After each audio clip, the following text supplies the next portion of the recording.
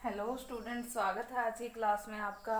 और आज हम जो पढ़ने जा रहे हैं वो सब कुछ हम पहले वैसे तो पढ़ चुके हैं डिटेल में, लेकिन हम उन सब टॉपिक्स को डिटेल में पढ़ चुके हैं। थोड़ा सा हमारा रिवाइज हो जाएगा, इसीलिए आज का ये लेक्चर हमारा उसी बेस पे है। हमने फर्स्ट यूनिट को पूरी तरह से कवर कर लिया है और उस फर्स्ट यूनिट में हमने कौन कौन से टॉपिक पढ़े हैं और उनमें क्या क्या पढ़ा है वो थोड़ा सा आपको एक बार रिवाइज हो जाए, यही मेरा मोटिव है आज के लेक्चर का। तो इसमें हम लेंगे review of first unit. First unit का हम थोड़ा सा रिव्यू लेंगे, दोबारा से उसको देखेंगे, उसको पुनरावलोकन उसका दोबारा से करेंगे। हमने जो पहला टॉपिक पढ़ा था स्टूडेंट्स वो था कि 750 ईस्वी सन के बाद की जो व्यवस्था थी उसको हमने पढ़ा था। उसमें हमने सबसे पहले क्या पढ़ा था, इसके बाद की जो अवस्था थी उसमें हमने पढ़ा था हर्षवर्धन को। हर्षवर्धन को पढ़ा हमने। उसमें हमने पुष्यभूति वंश के एक महाप्रतापी महान राजा हर्षवर्धन की बात की। हर्षवर्धन के साथ साथ हमने बात की ह्वेन सांग की, जो एक चीनी यात्री था। चीनी बौद्ध यात्री होने के साथ साथ वो भारत में आया और बहुत सारे जगहों पे उसने भ्रमण किया। 15 सालों भारत में रहा, तो भारत में उसने जो देखा सुना वो सारी चीज़ें उसने अपनी पुस्तक सीयू की में लिखी, और जिसमें भारत को जो है एक महान देश बताया गया है, विभिन्नताओं वाला देश बताया गया है। तो उसने काफ़ी वैरायटी भारतीय प्रकृति, सामाजिक व्यवस्था, सामाजिक ढांचे की बयान की है, जो हमारे लिए एक ऐतिहासिक महत्वपूर्ण ऐतिहासिक स्रोत है। तो हमने हर्षवर्धन के बारे में डिटेल से पढ़ा है। ऐसे ही हमने हर्षवर्धन को पढ़ते हुए पढ़ा कि किस प्रकार से आरंभिक जीवन से ही संकटों से घिरे जीवन को जीते हुए उसने एक महान राजा के रूप में अपनी छवि को बरकरार रखा। उस छवि को धीरे धीरे उसने कैसे विकसित किया, ये सारी चीजें हमने जो है ह्वेन सांग के विवरणों के आधार पे भी पढ़ी है, कलहण की राज तिरंगणी के आधार पे भी पढ़ी है, या उस समय के समकालीन अभिलेख, स्मारक, सिक्के भी ये बयान करते हैं कि उस समय पे हर्षवर्धन की जो महानता थी वो किन किन बातों के मद्देनजर रख करके गिनी जा सकती है। हर्षवर्धन के टॉपिक को कंप्लीट करने के बाद हमने जो टॉपिक शुरू किया था वो था राजपूतों से संबंधित टॉपिक की। राजपूतों के विभिन्न वंशों के बारे में हमने पढ़ा था, जिसमें हमने बात की थी गुज्जर प्रतिहार की,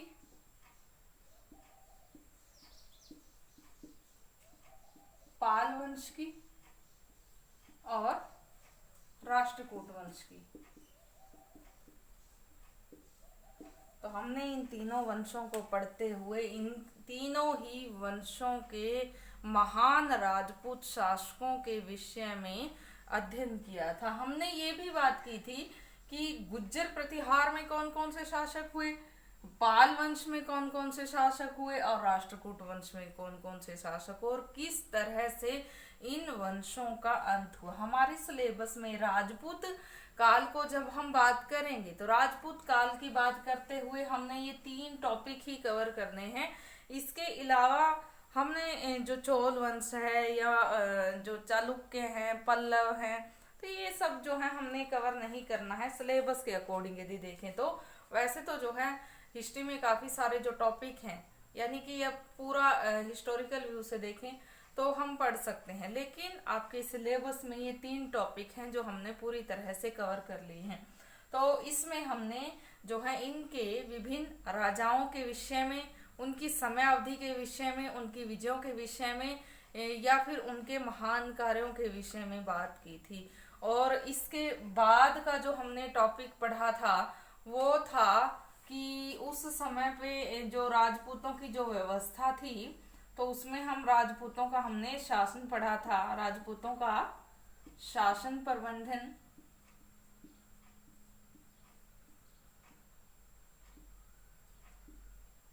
और साथ में उस समय के समाज के बारे में, समाज, संस्कृति, धर्म, धर्म, कला, साहित्य, ये सब चीजें हमने कवर की थी। तो हमने ये बात की थी कि राजपूतों का शासन प्रबंधन कैसा था, केंद्र में कौन कौन से अधिकारी थे। सबसे जो महत्वपूर्ण अधिकारी था वो राजा था। राजा के बाद जो है मुख्य जो स्थान था वो जो है उसके राजकुमारों का होता था। उसके बाद उसकी जो मुख्य पटरानी होती थी उसका होता था। कई बार तो पटरानियां जो है इतनी ज्यादा महत्वपूर्ण थी कि वो अपने पति के साथ मिलकर के शासन को सुचारू रूप से ढंग से चलाने के लिए उसकी काफी मदद भी करती थी। अन्यथा उनका काम था कि उनके साथ धार्मिक क्रियाक्रम करवाना और धार्मिक क्रियाक्रम या जो यज्ञ वगैरह होते थे उनमें उनके साथ बैठना। तो ये हमने इसके तहत जो है धीरे धीरे करके जो उनके पद थे, चाहे वो समाहर्ता का था, चाहे पुरोहित का था, चाहे वो उसका कोई विदेश विभाग का जो मंत्री था, गुप्तचर विभाग का मंत्री था, वाक्य नवीस इसको कहते थे। तो इन सब की हमने बात की थी। ये था राजपूतों के अधीन केंद्रीय शासन प्रबंधन। फिर हमने बात किया कि केंद्र के अलावा उन्होंने अपनी शासन व्यवस्था को जो है आगे नगरीय या प्रांतीय शासन व्यवस्था में बांटा। प्रांतों को उस समय भुक्ति कहते थे। भुक्ति प्रांत या प्रदेश, देश की संज्ञा दी जाती थी। उसके अधीन अन्य अधिकारी होते थे।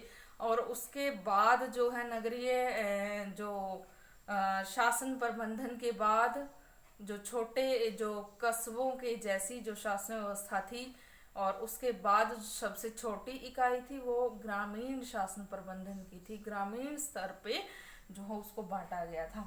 तो उसके ये सब शासन प्रबंधन की बातें करने के बाद हमने बात की थी कि राजपूतों के अधीन समाज कैसा था, संस्कृति कैसी थी, धर्म कैसा था, कला कैसी थी, साहित्य कैसा था। समाज की बात करते हुए हमने बात की थी कि जो सामाजिक व्यवस्था थी वो कैसी थी। समाज जैसे कि 4 वर्णों में बटा हुआ था, उसकी जो स्थिति थी और ज्यादा संकीर्ण होती गई। धीरे धीरे करके जो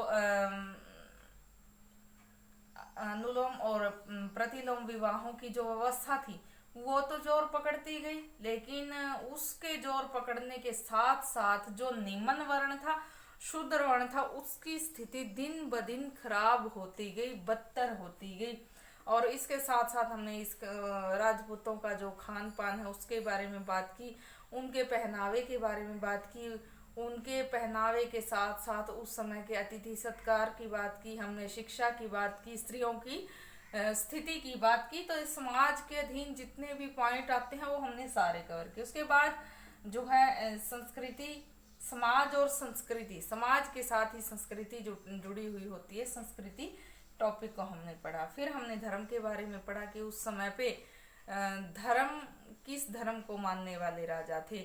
हिंदू धर्म की हमने बात की, तो हिंदू धर्म के विभिन्न मतों की हमने बात की, लिंगायत मत की बात की, शैव मत की बात की, नयनार और आलवारों की हमने बात की, शक्ति मत की साथ में बात की कि देवियों की भी पूजा करते थे वो। साथ ही साथ फिर हमने बौद्ध धर्म, जैन धर्म के बारे में भी बात की। कला के बारे में पढ़ा तो हम जो है कला की हमने बात की कि उस समय की जो एक कला जिसमें मंदिर निर्माण जो हुए थे उनके आधार पे हम उसको आंक सकते हैं, या फिर भवन निर्माण के आधार पे उसको आंक सकते हैं। साहित्य की हमने बात की कि विभिन्न इतिहासकारों ने जो ऐतिहासिक साहित्य लिखा है, जो आज हमारे लिए महत्वपूर्ण सोर्सेज के रूप में उपलब्ध है, वो जो है विभिन्न महत्वपूर्ण पुस्तकें थी। तो इस तरह से राजपूतों के शासन प्रबंधन के साथ साथ उस समय के समाज, संस्कृति, धर्म, कला, शिक्षा और साहित्य की हमने डिटेल से बात की। आगे का जो टॉपिक था वो था अरब आक्रमण। अरब आक्रमण, अरब आक्रमण टॉपिक को पढ़ते हुए हमने बात की थी कि किस तरह से अरबों ने भारत पे आक्रमण किया। अरबों के भारत पे आक्रमण के समय भारत की स्थिति कैसी थी, जिसके कारण से अरब आकर्षित हुए, ये हमने बात की। वहाँ की राजनीतिक स्थिति की हमने बात की। फिर हमने जो है मैंने आपको जो एक पीडीएफ दिया था महमूद गजनवी के बारे में पढ़ने के लिए, महमूद गजनवी के 17 आक्रमण, महमूद गजनवी के भारत पे 17 आक्रमण। 17 आक्रमण के बाद महमूद गजनवी की मृत्यु हो गई। उसका सबसे महत्वपूर्ण जो आक्रमण कहा जाता है वो सोमनाथ पे किया गया उसका आक्रमण था। सोमनाथ पे किया गया जो 16वां आक्रमण था उसका वो सबसे महत्वपूर्ण और सबसे ज्यादा उसकी लूट के लिए साबित हुआ, धन के लिए साबित हुआ। सोमनाथ धन धान्य से संपन्न मंदिर था एक, जिसमें जो है सोमनाथ के मंदिर को महमूद गजनवी ने लूटा और वहां से बहुत सारे सोने चांदी इनके जो है भंडार जो है वो लूट करके ले गया। वहां से काफी सारे लोगों को बंदी बना करके ले गया जिनको जबरन वो इस्लामी बनाना चाहता था, इस्लाम धर्म कबूलवाना चाहता था। ये सारी चीजें उसने अपनी धन लालसा को पूर्ण करने के लिए या फिर अपने धर्म के फैलाने के लिए, धर्म के प्रचार के लिए किया था, या भारतीय राजनीतिक स्थिति पे वो अपना प्रभुत्व कायम करना चाहता था।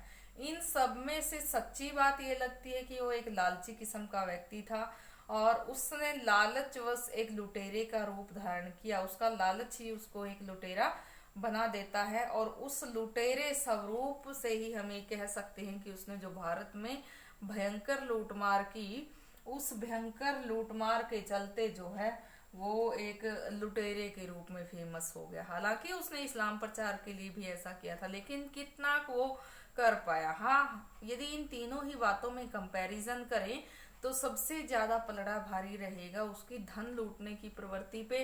राजनीतिक स्थिति को यदि वो मजबूत करना चाहता तो वो भारत में ही रहता, बार बार ना आता, बार बार ना जाता, यहाँ पे बार बार आक्रमण करता, लूटपाट करता, ये सारी चीजें वो नहीं करता, बल्कि वो यहाँ पे टिका रहता है अगर ऐसा होता तो। और यदि वो इस्लाम का प्रचार करना चाहता तो वो थोड़े से मुट्ठी भर लोगों को ले जा करके क्या दिखाना चाहता था, उसमें क्या इस्लाम का प्रचार हो गया, बल्कि उसने तो केवल और केवल लूट के लिए ही ऐसा किया था। और वो सारी चीजें साबित भी हो जाती हैं उसके आक्रमणों से। बार बार वो भारत में आया, जहां भी उसको ये लगा उसने लूटपाट की और लूटपाट करके खूब सारा धन जुटा लिया और उसके बाद उसने एक प्रदर्शनी भी लगाई। इसके बाद हम बात करते हैं मोहम्मद गोरी की। मोहम्मद गोरी गौर साम्राज्य के मालिक और इसके बाद से गजनी का जो आसपास का एरिया था गौर लोगों के, गौर वंश के अधीन हो गया। मोहम्मद गोरी जो था उसका एक महत्वपूर्ण व्यक्ति रहा गौर वंश का, और उसने भी भारत पे महमूद गजनवी की तरह कई बार आक्रमण किए। 6-7 बार आक्रमण उसने भारत पे किए और उसने भी धीरे धीरे करके बहुत सारी जगहों पे लूटपाट मचाई। लेकिन उसमें और महमूद गजनवी में थोड़ी सी भिन्नता थी। उसने अपने प्रतिनिधि को वहां पे छोड़ा। भारतीय जिस भी क्षेत्र में उसने लूटपाट मचाई, जिस भी क्षेत्र में वो आया लूटपाट मचा के वो गया, वहां पे अपने एक प्रतिनिधि को, अपने एक गुलाम को वहां का गवर्नर या सूबेदार बना करके वो छोड़ गया। और वही सूबेदार आगे चल करके जब मोहम्मद गोरी की मृत्यु हो गई 1206 में, मोहम्मद गोरी की मृत्यु के बाद उन्हीं गुलामों ने, जो उसके गुलाम थे, जो उसके गवर्नर छोड़े गए थे, जो उसके सूबेदार थे, उन्होंने ही आगे गुलाम वंश की नींव रखी। तो आगे जो हम पढ़ेंगे दिल्ली सल्तनत को, दिल्ली सल्तनत के टॉपिक को पढ़ेंगे अब हम। दिल्ली सल्तनत में स्टूडेंट्स 4 वंश हुए हैं, 5 वंश हुए हैं। सबसे पहला वंश है गुलाम वंश। गुलाम वंश, तो ये जो गुलाम वंश इसको क्यों कहा गया, क्योंकि इसके सारे के सारे शासक गुलाम थे, किसी न किसी के गुलाम थे। उदाहरण स्वरूप पहले ही शासक की हम बात कर लेते हैं। कुतुबुद्दीन ऐबक नाम का जो व्यक्ति, जो पंजाब के आसपास के एरिए का गवर्नर था और वो मोहम्मद गोरी का गुलाम था। मोहम्मद गोरी द्वारा उसको जो है यहाँ पे छोड़ा गया था। तो वो जो है पहला गुलाम शासक था, उसने ही गुलाम वंश की नींव रखी थी। 1206 से लेकर के 1210 तक का टाइम पीरियड उसका हम पढ़ेंगे। 1210 में पोलो खेलते हुए उसकी मृत्यु हो गई। तो 4 साल ही वो रहा, लेकिन वास्तविक शासक के रूप में, गुलाम वंश के वास्तविक शासक के रूप में हम पढ़ते हैं इल्तुतमिश को, जो कुतुबुद्दीन ऐबक का ही दामाद था, वो भी गुलाम था। तो इस तरह से धीरे धीरे करके हम जो है इसके विभिन्न शासकों का जिक्र करेंगे। इसमें हम रजिया सुल्तान की बात करेंगे, जो पहली महिला मुस्लिम शासिका के रूप में फेमस है, और उसने भी जो है 4 साल ही शासन किया है, ज़्यादा तो उसका नहीं है, लेकिन फिर भी वो पहली महिला मुस्लिम शासिका के रूप में तो फेमस है ही। साथ ही साथ उसने शासन व्यवस्था में भी काफ़ी जो है एक महत्वपूर्ण ओहदा अपना निभाया है। तो इस तरह से हम इसके 5 वंशों को पढ़ेंगे। पहला वंश है गुलाम वंश, दूसरा वंश है खिलजी वंश,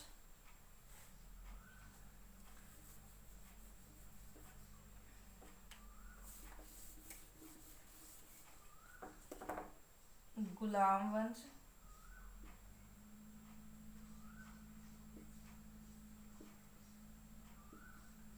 खिलजी वंश,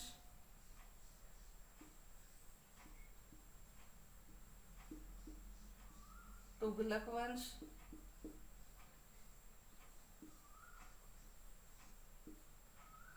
सैयद वंश,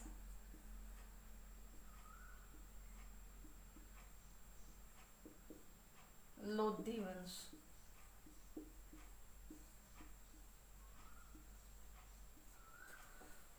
इन सारे ही जो वंश हैं, अगर आपको दिल्ली सल्तनत के पांच वंश याद करने हैं तो बड़ी इजी सी ट्रिक है, वो आपको नेक्स्ट लेक्चर में मैं बताऊंगी। आज के लिए इतना काफ़ी है। Thank you.